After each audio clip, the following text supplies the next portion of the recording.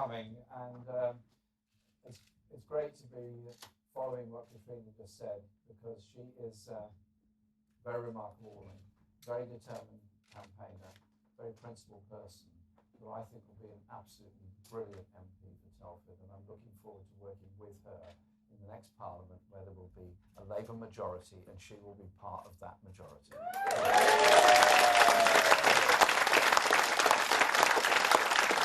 Also, having campaigned in Telford as a youngster, remember the great election victory of 1966 when we won the Wrekin by 800 votes after a massive campaign, knocking up till the last minute, we won. And the MPs that we've elected in those victories, that was Jerry Fowler. There's also, I'm very pleased to welcome here today, Peter Bradley, a later MP for the Wrekin, is here with us today. Peter, thank you very much for being here. And also welcome Dylan Harrison, our candidate for the Wrekin, and I wish him all the best, and all the best for this election, because this election is about who represents Telford in Parliament.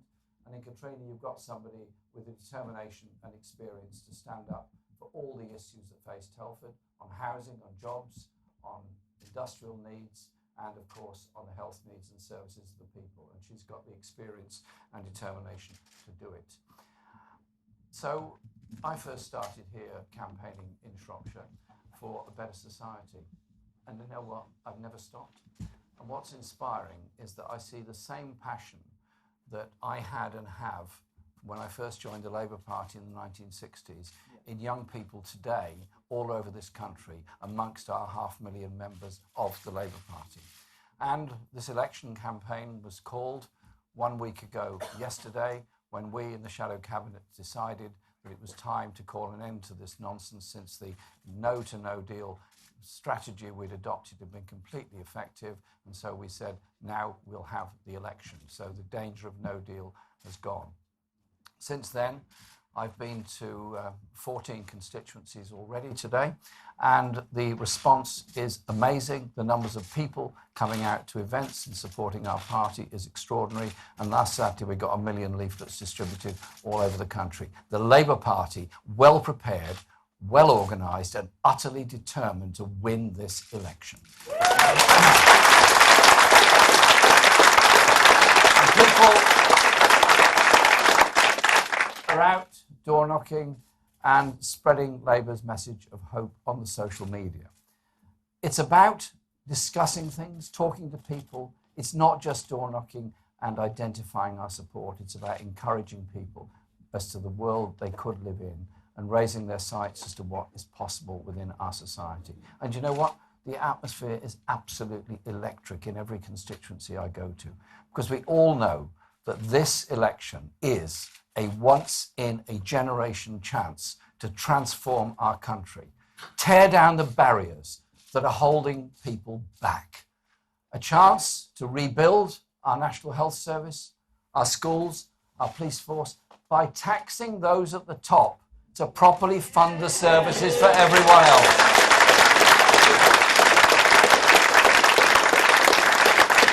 And a chance to tackle the greatest issue facing our age and our generation, the climate emergency. It's the biggest issue any of us has ever faced. It's the biggest issue this whole planet faces. And our way forward is a green industrial revolution at the very heart of our proposals to transform this country. In this election, Labour is putting forward the most radical and far-reaching plan for real change in our lifetimes. But I know we've got to work very hard to win people's trust, because for all the excitement here, many people in our country have grown weary of politics. They've lost faith that politics can change anything that actually affects their lives. I understand that. I get that. Because let's be honest about it, Westminster hasn't exactly covered itself in glory recently. The childish insults that are thrown around, rowdy MPs, the unbelievably weird rules, which I don't fully understand. I've only been there 37 years. It's all a long way, a long, long way from the reality of people's lives. So if you're working long hours for wages that barely cover your bills, food and rent, and nothing ever changes, you're right to feel frustrated with the political system because it's not working for you. Politics should be about your life, your community, your job, the issues that you face every day of the week. For me, real politics isn't about shouting matches in Parliament. I'm not interested. I don't do personal attacks. For me, real politics, the politics that I stand for, is about sharing power and wealth with people who don't have a lot of money, don't have friends in high places, so they can take control of their own lives. My job as leader of my party's task is to champion those people and bring about that real change. Here in Telford, where a fantastic local community campaign led by Katrina, by the Labour Party and the Labour Council, are fighting the closure of your Women and Children's Centre and the downgrading of the A&E department. That's absolutely crucial. To me, that's real politics, bringing people together to stand up for the community. And that's why I became an MP in the first place. I never thought that MPs are special individuals with unique wisdom. It's not supposed to be a glamorous job. Sorry, Katrina. It's an ordinary job. It's not been glamorous, eh? But it's a platform for your community, not for yourself, and that's how I see it. When I was elected to the leadership of this party, I was proud to have the chance to extend that principle into everything that we do, to put Labour at the heart of communities, standing alongside the people we seek to represent. And I was proud to see our party grow into not just the biggest in Britain, but the biggest political party in Western Europe with 500,000 members, determined to put wealth and power in the hands of a many and build a fairer country that cares for all. My view of leadership is different from the one that people are used to, and that's been deeply analysed by many hostile articles in newspapers. But that's okay. They've got to write things. It's their living. Yes, I believe leaders should have clear principles that people can trust and the strength and commitment not to be driven off course. You have to stand for something. But leaders must also trust others to play their part. Think of it like this. A good leader doesn't just barge through a door and let it swing back in the faces of those following behind. A good leader holds open the door that others may walk through in the future. Because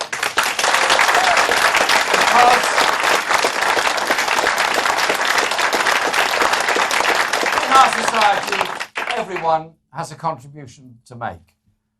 So when I talk about real change, that isn't something that will be done to you. It's something that can only be done with you.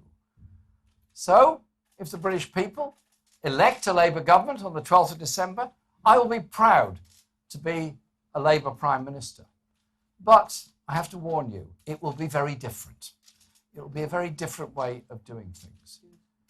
Because I was not born to rule. None of us in this room were born to rule. I don't pursue the kind of politics that thinks it's all a game, a parlour game, a debating society game. I want to seek power for our party in order to share that power out all across the country and with all those communities that would have contributed to this historic Labour election victory, which we're looking forward to on the 12th of December. It's about all of us. And together, we can go beyond defending the gains made by previous generations. It's time we started building a country fit for the next generation, where young people don't fear the future, but look forward with confidence and hope. Think of the young people giving a subliminal message. Look after your own education, look after your own health, forget about council housing, make your own way in the world. It's depressing, it's unnecessary, and it's all part of the contraction of the public realm and the public state. It's within our grasp to do something different in this election, And that's what we are absolutely determined to achieve. Because look at what's happened to this country in the last few years. More children and more pensioners living in poverty, more people rough sleeping on our streets, British citizens who've lived here for decades, deported from their own country, and more people being forced into dependence on food banks by the cruel, nasty and unnecessary policy of universal credit. The damning report from the Trussell Trust yesterday exposed just how awful it is. Indeed, the UN condemned this country for replacing the ethos of the welfare state with a cold and uncaring ethos. And it's not just people at the sharpest end of austerity who are feeling its impact. It's all of those struggling to make ends meet, those who can't afford to buy a home, those who never quite have enough left over to save for a holiday, which is just a dream for many, those who have to fork out even more on rail fares and bus fares as services get worse and worse. Just imagine how Britain could be if we had a Labour government committed to building a fairer and more prosperous society that works literally for the many, not the few. The future is ours to make. I want a Labour government to be judged differently from the way governments have been judged in the past. Judged by whether it changes people's lives for the better after 5 years. Judge us on the real change we deliver, the concrete improvements to the lives of millions of people. Here's how you'll be able to judge the success of the next Labour government. Judge us on whether in-work poverty still exists in 5 years' time. Judge us on whether people are still sleeping rough after 5 years of a Labour government. Judge us on whether proud women and men are still having to depend on food banks in 5 years' time. Judge us on whether 1.4 million older people are still not getting the help they need after 5 years of a Labour government. Judge us on whether tuition fees have been scrapped for all students so that no one is priced out of education. Judge us on whether we built hundreds of thousands of genuinely affordable homes so that decent and secure housing is within the reach of everybody. Judge us on whether patients are still waiting more than 4 hours in A&E departments and tens of thousands are waiting months for cancer treatment. Judge us on whether we've got Brexit sorted within 6 months by offering the people the final say between a credible leave deal and remain. So we can get on with delivering the real change that this country needs. Judge us on whether primary school children, including more than 2,500 here in Telford, are still learning in class sizes of larger than 30 after 5 years of a Labour government. Judge us on whether we've unleashed the green industrial revolution that will create hundreds of thousands of green energy jobs in the communities that need them most and significantly reduced our greenhouse gas emissions. We don't have time to waste. It frustrates me every day in Parliament that we're not taking action now on all those pressing needs and demands of our time, because Labour has the policies to deal with all of them. And isn't it telling that Conservative candidates in the election have been told by Tory headquarters they're not allowed to pledge to tackle the climate emergency? They're not allowed to pledge not to privatise our National Health Service. They're not allowed to pledge not to sell out our precious National Health Service in a trade deal with Donald Trump and the USA. Well, let's make our own pledge, all of us together. We pledge that we will never let them put a price tag on our NHS. Our NHS is not for sale.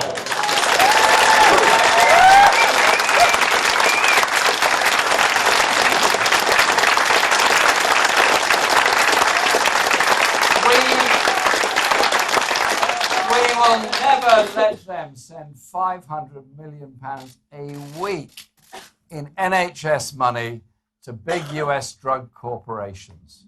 We're not going to let Donald Trump get his hands on our NHS, because our NHS, as I think you've already understood, is not for sale. But you know, there's something the Conservative candidates are allowed to pledge. Tory HQ says they can pledge to defend shooting animals for sport.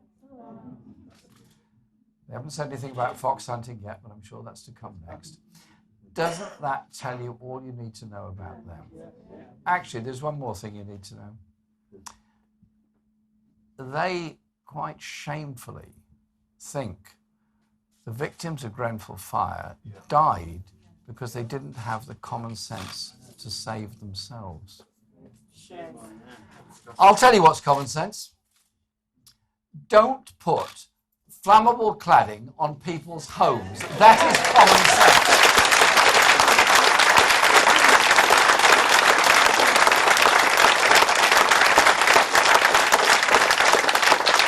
Don't close fire stations and don't cut firefighters' jobs. That is common sense.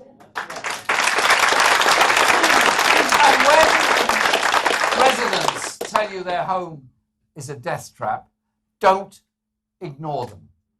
Listen to them. That's what it all comes back to, is what I was talking about. It's about leadership. Do you want leaders who think they're above us all? Who think the rules they make for everyone else don't apply to them? Or is good leadership really about listening as well as talking? I've spent my life traveling around this country and indeed many parts of the world. And I'm fascinated by the people I meet, the stories I hear, the life experience they share with me. And it's humbling when you meet people of great wisdom who didn't get the opportunity for education. There's often great wisdom amongst the poorest people. There's great wisdom amongst those that have been badly treated by society. So we shouldn't be passing by on the other side and ignoring what people tell us, because it's the only way you can learn about the world as people actually experience it. Their struggles, their hopes, their dreams, and their frustrations. So I believe it's about compassion and understanding, not ego. I want to lead a government that's on your side, that puts power and wealth into the hands of the people, a government that works for you. This election is a once-in-a-lifetime chance for us. We've seen what austerity has done to this country. We've seen the levels of injustice, inequality and poverty, and we've seen the stress amongst those that thought they were relatively comfortably off and then discovered they weren't, because they had to pay for their children's education in university and they had to pay for the social care for elderly relatives. The levels of stress and mental health illness in our society are a product of the stress this country has been put through since austerity came in 2010. And so it's up to us, our party, with all its members and all its ambitions and all its determination, to do something very different. We've got the joy of the cold and rain of November and early December, and there'll be plenty of that. Don't worry about that. And it does rain in Telford. But together, we can do something spectacular. We can transform people's hopes by the inclusivity of our campaign and the determination, so that communities and people are not held back and left behind. I think it is time for real change. And I can't wait for December the 12th, when we can start that real change to change this country into a decent, caring, compassionate place that works for and cares for all. Telford, thank you for all you've taught me. Thank you for your support, and all the best to win on December the 12th. Thank you.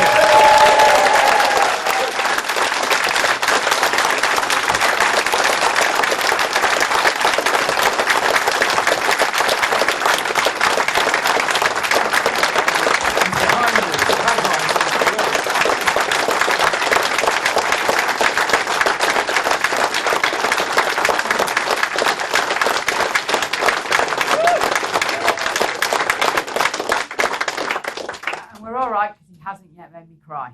So, it's to come. I've got many days left. So, now we're going to take some questions and we're going to start with the media and we'll take them in groups of 4. Can I ask everyone in the room to ensure, as is good Labour Party policy, that we respect people's views and opinions and we let them ask their questions, please. So, we'll start then with the media. Have I got Romilly Weeks? ITV? I have. Thank you, Mr. Corbyn. You say that leaders must allow others to play the part, but isn't the truth that your personal poll ratings are so bad that you are part of the problem for your party? Thanks. Okay. I thought that was the answer. Ian Watson from the BBC. Ian Watson, BBC. See if you like this one any better. You've run through some of the benchmarks by which a future Labour government should be judged. Partly missing from those benchmarks is the conference policy to abolish fee-paying schools or indeed even deny them charitable status. Does that mean this policy will not be in your manifesto? And on leadership, I know there's a process, but do you personally believe that Keith Vaz and Chris Williamson should be official Labour Party candidates at this election? Beth Rigby-Sky.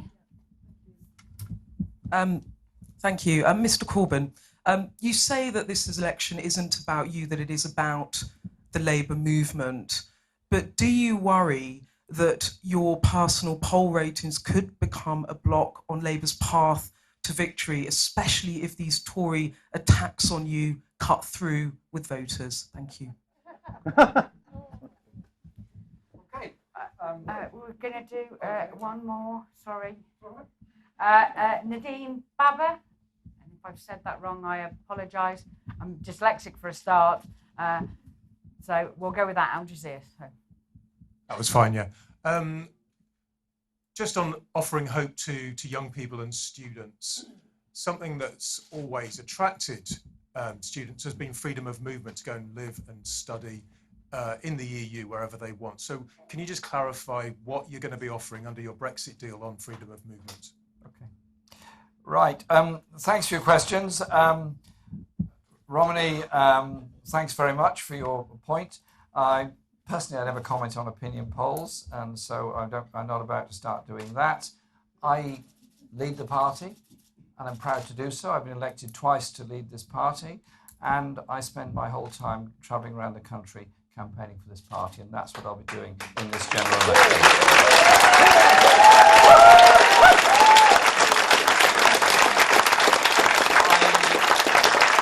I don't do personal abuse.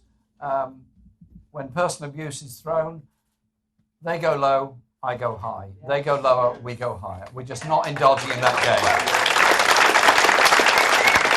And so we will take our message out there as a party that is inclusive for our whole society and wants to see a Labour government elected. Ian, thanks for your question. The manifesto will be launched a little later on. It isn't all finished in writing yet. The conference policy has been passed, and some of that conference policy will go into the manifesto. I can say that at the very least there will be, we will be expecting those in private education, those private education establishments to pay tax rather than get charitable status, and that's the fundamental thing. Because I want to see fully funded and properly funded primary and secondary schools within our society through our National Education Service. I don't think head teachers or any other teacher should be put through the stress of having to raise money just to maintain a school. We pay our taxes in order to get an education system for all of our children. The National Executive is meeting at this very moment, and I'm obviously not at the National Executive, and the issues of candidates, candidacies, and so on is being discussed there now, and they will come to a decision. I do not dictate to the party. I lead the party, and I'm very keen that we have the greatest level of democracy in our party, and the NEC will come to its decisions today, and no doubt you'll hear about them later on. The issue, Beth, thank you, on poll ratings. Well, I've given my answer that I don't particularly follow poll ratings. All I know is that our message is one of inclusivity in our society. Our message is about the social justice we want to bring to this country and this world. And our message is to everybody who's not yet registered to vote, get on that register to vote. In the 2017 election, there were queues of experts in TV studios and radio studios and so on, lining up at the beginning of the campaign to write off the Labour Party. What happened then? I tell you this campaign is one of people in their communities on the ground, wherever they are, in the Midlands, in the North, in Scotland, in Wales, in London, and so on, all across the country, bringing people together to discuss and vote for the kind of society that they can live in, where young people do get the opportunities for education that they're denied, that we do deal with the mental health crisis, and we do deal with those communities that have been denied any investment since the Thatcher attacks on manufacturing industry. Those small industrial towns in the Midlands and the North that have seen nothing but the removal of good jobs in big industries in the past and replaced by 0 hours contracts, part-time employment, insecure work, seeing their high streets disappear behind roller-blind shutters that have been graffitied and very little else put there. It is about how we invest in our community. And what austerity has done, underfunding local government all over the country.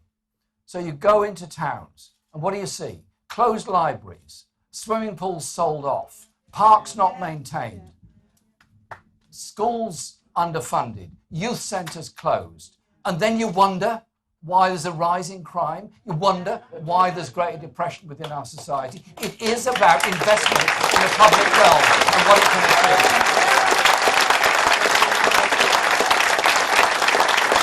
And so it is about properly funding our public services and taxing fairly in order to pay for them. And thanks for your question from Al Jazeera. European Union nationals that have made their homes in Britain have made a fantastic contribution to our lives, to our world, to our services. And children have been born because one parent came from somewhere in Europe, the other parent came from Britain, and so on. And the insecurity and uncertainty they've been put through by Boris Johnson and the Tories threatening a no-deal exit, threatening their very living, has been horrendous. In my own constituency, there are many who are really beside themselves with stress. And after some campaigning, things have begun to improve in that they can register as get a settled status within this country. And straight after the referendum, the first thing I did was to put a motion to Parliament saying that all EU nationals should have a guaranteed right to remain in Britain and the right of family reunion. You know what? Boris Johnson voted for it. I was slightly puzzled when I walked into the division lobby to cast my vote, and I saw him there. And I know he'd been through a lot of stress in the campaign, so I said, "What are you doing here?" He said, "Oh, I don't know really." Oh, that was about it really. That was the end of that conversation. So yes, there has to be that movement of people, and yes, our young people do need access to things like the Erasmus scheme, so they can study in universities in other parts of Europe, indeed other parts of the world. I want our young people to be brought up in a world where they can travel, they can experience other societies, they can make their contribution there. And you know what? That enriches their lives and enriches the lives of all of us. And so thank you for that question. And I tell you this, I want to make sure that all those European Union nationals do remain here, can come here, will stay here, and we will be happy to work with him, as indeed many British people have made their homes in other parts of Europe, making equally valuable contributions to those societies where they've gone to live.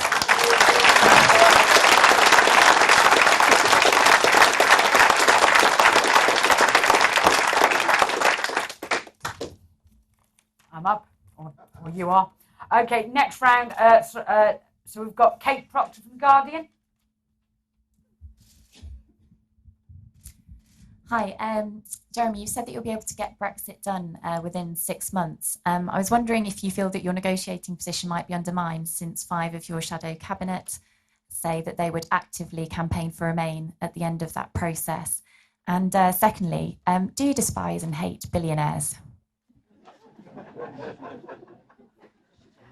So Liz Piper Butters. Hiya. I was just wondering what your message is to those traditional Labour voters who also support Brexit and are now being courted by the Brexit Party and the Conservatives.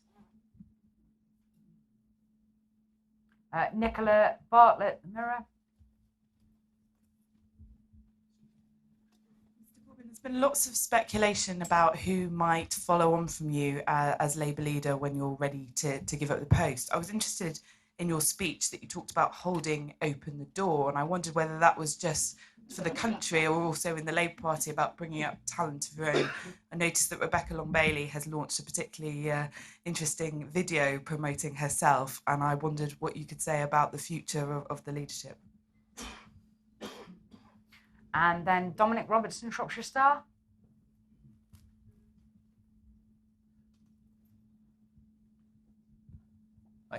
Speaking to the voters of Telford and Wrekin, can you give them a guarantee that their A&E would remain open 24 hours along with their Women and Children's Unit under a Labour government? And also, what do you make of the Health Secretary's proposal for an A&E local to replace the current situation? Okay. Thanks for those questions. Well, there's a great variety there, aren't there? First of all, on leadership of the party, I was elected to lead the party. I will carry on leading the party. And at some point, somewhere, sometime, in the long distant future, there will be a different leader of the party. But I am very happy in what I'm doing, and we have actually an extremely talented team on our front bench of people of all ages, backgrounds, experience, more women in our shadow cabinet than ever before, more women being elected to the next parliament than ever before, thanks to all women shortlists and the promotion of women in the Labour Party, as well as a greater diversity of MPs than there's ever been before. Our party genuinely does represent people all over the country, and I'm very proud of that. And I'm very proud of the work that they're putting in on all of this. And so the other issues that have come up about your view on Brexit, I simply say this. Our policy, my policy, has always been to try and bring people together, however they voted in the referendum of 2016. If you live in Telford in your own private rented flat and you're on universal credit and you've got a 0 hours contract job and you're having real problems making ends meet, you may well have voted leave on the basis that you're fed up with the way in which the establishment has treated you, you're fed up with the way your life exists. If you live in my own constituency in North London and you've got exactly the same living standards, you're in a very expensive private rented flat, you find it hard to make ends meet, you're well above the local housing allowance and you're really up against it, you may well have voted Remain. Actually, you both have exactly the same interests. You're not against each other, you're actually against a system that is grotesquely exploiting you. So our whole strategy has been to bring people together however they voted in the election. And in short, the policy is that within 3 months of the election of a Labour government, we will negotiate a customs union trade arrangement with the EU, protection, dynamic protection of the rights, consumer rights, workers' rights and environmental standards. And obviously, by negotiating a customs union, we protect the Good Friday Agreement. And within 6 months, we'll put that to a referendum between a credible leave option that doesn't attack jobs and living standards within our society and Remain. And during that time, we'll hold a special conference of our party to see what's happened, review what we do, and decide what our policy is. All of our front bench spokespersons in this election will be saying, with Labour, you get a credible deal. We are not allowing this country to go into a no-deal scenario where we descend into the arms of Donald Trump and a trade deal with the USA and all the threats that brings. Instead, you have the Labour offer. And at the end of the day, you get the final say. I think that is credible. I think it's sensible. I think actually it's grown-up politics. And you know what? In this election, people, yes, of course, they're concerned about Brexit, obviously. But they're also very concerned about living standards, about wage levels, about the environment, about housing, about health, about schools, and all of that. And that's what we're going to be putting forward in this election. They're also concerned about the kind of government we would be that will actually reach out to people, not just in this country, but also with an agenda for human rights and peace around the world. And so I am very hopeful of the way our party is going to go forward, bringing people together. On the question of health services in Shropshire, thank you for bringing that up. I'm old enough to remember when Telford didn't have a hospital. It was a campaign to get a hospital built. And I recognise the great work that's been done here. Great work that's been done in the A&E department, both here and in Shrewsbury. John Ashworth and I have discussed this many times. We've discussed it with the councils and obviously with Katrina as well. And I'm absolutely clear there needs to be A&E departments in both Shrewsbury and in Telford. Fully funded A&E departments.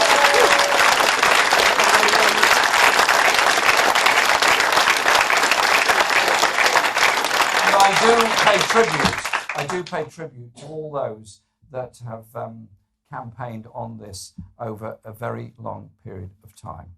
And so, what was your other point from the Shropshire Star? The second question. What did you think the Health Secretary's proposal to replace the current service with an A&E local? Oh, right, okay. Well, that really, I think I've given my answer on that already. A&E locals or walk-in centres where there isn't necessarily a consultant on duty are not a proper A&E department. And once you lose a fully functioning A&E department in a hospital, it then becomes unsafe in many other areas, because quite clearly you cannot undertake major surgery if you don't have an A&E department as the backup. And there is a rising population both in Shrewsbury and in the area that is covered by the hospital in Shrewsbury, as well as here. So I think there's an absolute overwhelming case there. And John Ashworth and I have made it very, very clear what we do there.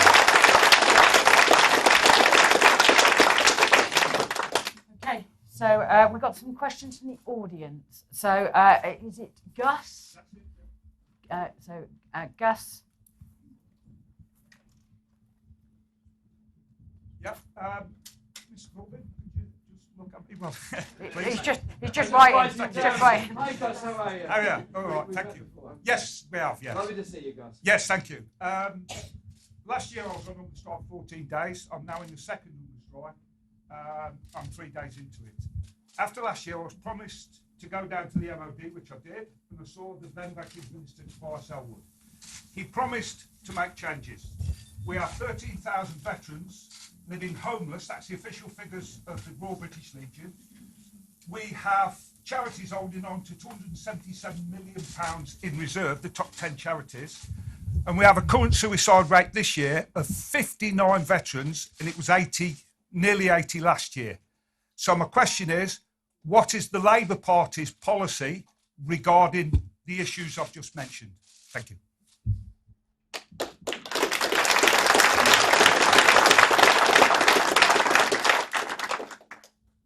Martin, raise your hand.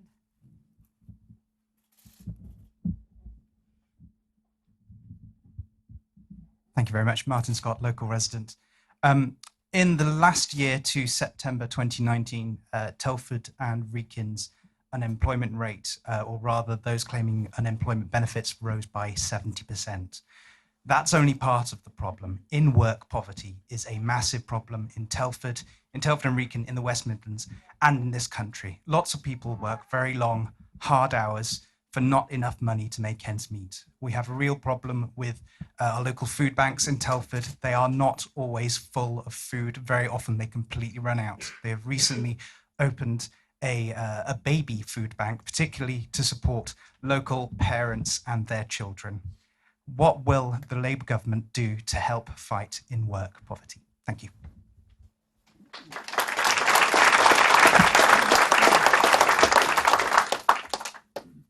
Carolyn, raise your hand.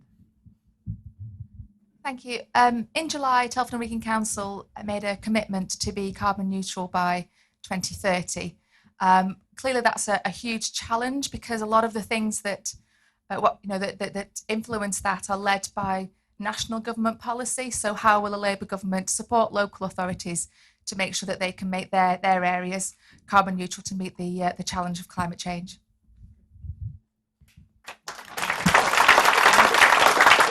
And we've got Ray. I think down here. Ray, raise your hand, and Sam's looking for you with the mic. Welcome, Jeremy. It's always nice to have you here in Telford. You mentioned libraries, and I'd just like to start by saying we are very proud as a Labour administration that none of our libraries have closed here in Telford, and they will remain open.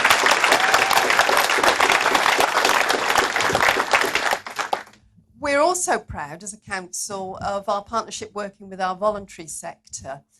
Working with our voluntary sector, we have managed to maintain a whole raft of services that we wouldn't otherwise have been able to deliver. But what I'm seeing now is that sector starting to buckle. It's buckling without finance and the pressure. And what I'd like to know is, what will Labour be doing to support the voluntary sector? Thanks. Gus, thank you very much for your question. We've met before, and I listened very carefully to what you had to say when we met before.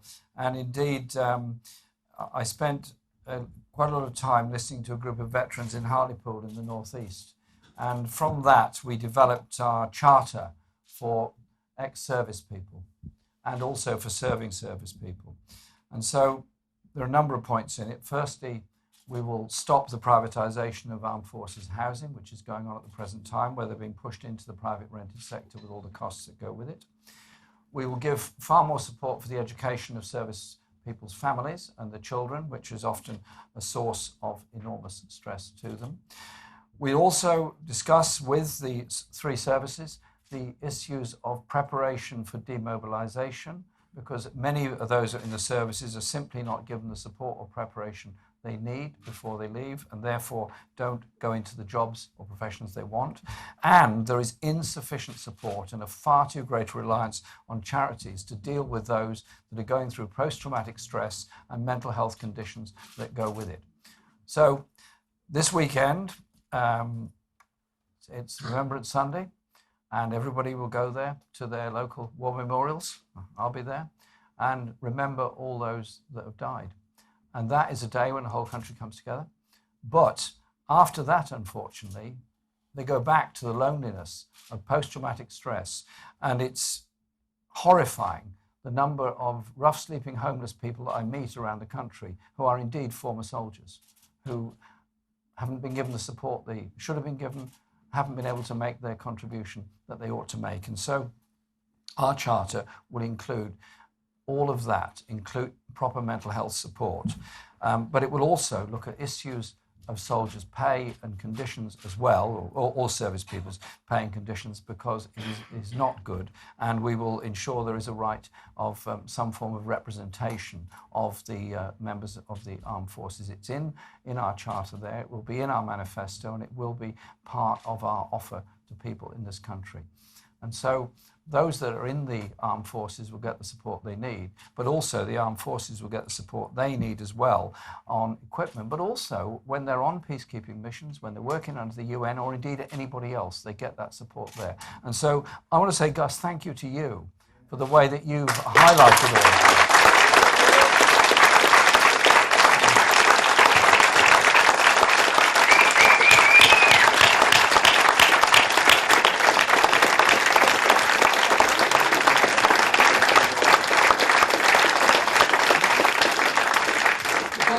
say so, it's people like yourself that have actually brought about those changes and indeed helped us to develop our own policy. So thank you for that. Martin's point about jobless rate and in-work poverty is absolutely the case. And that's the case over the whole country. Now, I was asked a question earlier, which I should have answered and I didn't, was about my personal view on billionaires. Well, I mean, my personal view on billionaires is that they've obviously got a great deal of money, therefore they're in a very strong position to pay a lot more in tax. And I think it'd be a really good idea if they did. And so our tax plans will affect the richest 5% of our society. We will be chasing down tax evasion, tax avoidance, and tax havens. Because at the end of the day, if you're doing some what you believe to be very clever wheeze, which somehow or other is avoiding your levels of the taxation that you should be paying, go further away, what happens then? You've got an underfunded school, an underfunded hospital, an underfunded public services as a whole. It's a moral obligation to pay your taxes that the others might get the services they need. Because you know what? However rich, powerful and famous you are, however brilliant and clever you are, and you've got loads of money, one day, hope not, but one day, you might have a heart attack. And then you're going to need the ambulance, then you're going to need the A&E, then you're going to need the public services that we all pay for as our down payment on our own security. There's a moral case for paying that properly. On the issues of in-work poverty is very, very serious indeed. We will bring in a living wage of £10 an hour by 2020. We will abolish the youth rate on the national minimum wage because we think it's extremely unfair. We will make illegal 0 hours contracts because they are such a level of stress and uncertainty for people who just don't know what their income is going to be. And we will improve rights at work from day one so that you don't have to go through a long probation period before you're able to access your legal rights to fair employment. So yes, there will be changes, and I'm very proud of those changes that we're going to put forward. And we will also bring back sectoral bargaining across industries, because that will mean there isn't then a competition between companies on wage levels. There's a competition between companies on the products they produce and all the other things within those services. And so it is about how we approach industry and what we achieve from it. Thank you for your question about Telford and Wrekin, and I fully support Telford and Wrekin Council's determination to reach zero emissions by 2030. Well done on that, and well done all those other local authorities that have done the same. On May the 1st, I proposed to Parliament a motion that this country become the first Parliament in the world to declare a climate emergency. Michael Gove spoke at great length, and two things emerged from it. One was he didn't agree with me one little bit or like me very much. It was actually quite personal. It was quite ridiculous. But he couldn't find a reason to oppose the motion. So a Labour motion made us the first country in the world to do that. But that's only the start. And so our conference passed a motion on zero emissions by 2030. It's a tough ask. We'll do everything we can to make sure that actually happens. We cannot go on allowing global warming to continue. We cannot go on polluting our rivers and seas. We cannot go on with children losing lung capacity before they even reach school age because of the pollution that they're breathing in alongside major roads. So we have to do things very differently. Our green industrial revolution will invest in renewable energy sources around the country, will bring the national grid into public ownership, will encourage and support local energy generation through solar, wind and wave power where appropriate in all parts of the country.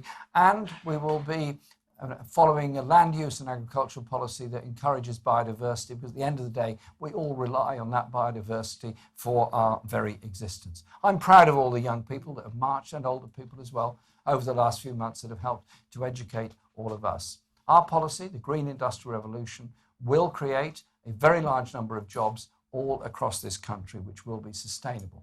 And next year, the climate conference is due to be held in Britain in 2020.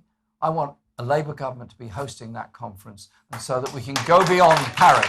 The Paris Climate Change Accord was a Paris Climate Change Accord was a very, very important step forward, but it is not enough. We have to go much further than that. So we won't be hand-holding with Donald Trump and trying to tear up the Paris Climate Change Accord. We'll be very strong and going much further and have a trade policy and aid policy that also reflects those policies. So we will be challenging those countries that are allowing the rainforests to burn, as in Brazil and other places, through diplomacy and through our trade actions as well. We've got to be absolutely serious about this. This climate emergency is for real.